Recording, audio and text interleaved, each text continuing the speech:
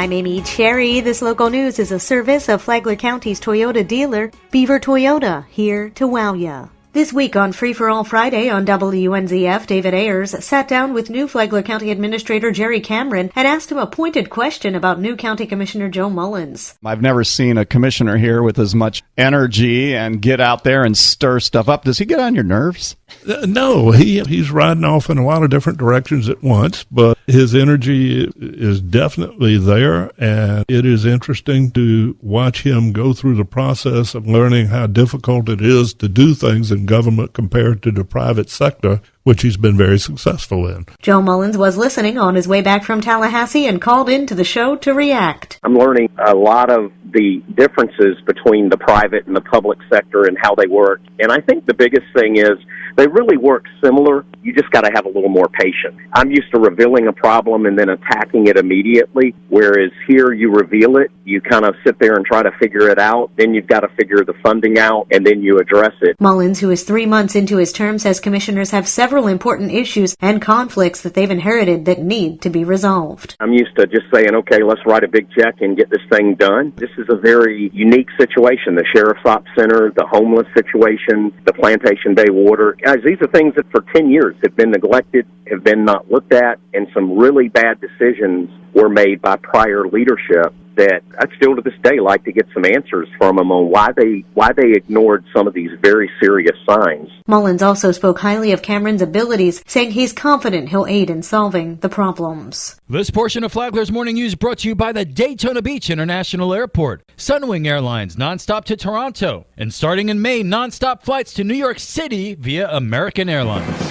The Flagler County Sheriff's Office has received 5 bids by Friday's deadline to provide county inmate health care services. John Arking has more. The search for a new provider began following the death of Anthony Fennick, a county jail inmate who was taken off life support just days after suffering a medical episode inside his jail cell. Family members contend Fennick was running a high fever and showing other symptoms of severe illness 5 days before he was taken to the hospital, but that the jail's medical staff failed to treat him quickly enough. Cellmates have reportedly said Fennick made numerous requests for medical assistance and was delirious by the time he was taken to the hospital. Sheriff Rick Staley notified the current provider, Miami-based Armor Correctional Health Services, he was terminating their contract effective May 31st, saying company executives did not show enough compassion in the wake of the death. He's also launched a pair of internal investigations into the circumstances surrounding Fennick's death. Armor, meanwhile, has denied any wrongdoing. The 5 bids are from MTC Medical, Horizon Health, Correctional Medical Care, WellPath, and Southern Correctional Medicine. From the WNZF Newsroom, I'm John Arking.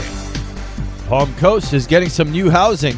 American Village will have more than just condos. Here's Toby Tobin of WNZF's Real Estate Matters. The single-family portion was approved several months ago. It was final site plan approval, and because it's only 96 units, which is fewer than 100, it's got to go to the Technical Review Committee, but it doesn't have to go before the City Council. Tobin and Walker Douglas of Douglas Properties and Development discussed that the new condo project, which is called American Village Project, will have 45 single-family homes and 96 condos. What'll be on the inside? Granite solid floors, granite countertops, 42-inch upper cabinets, and maybe some today's smart home features. The project is off Pritchard in Palm Coast. Tomorrow, there's another development. It's called Sawmill Creek. You can hear Real Estate Matters on Saturday mornings at 11 on WNZF, and you can hear the full interview on the podcast available at WNZF.com. From the WNZF Newsroom, I'm Deb Albertson.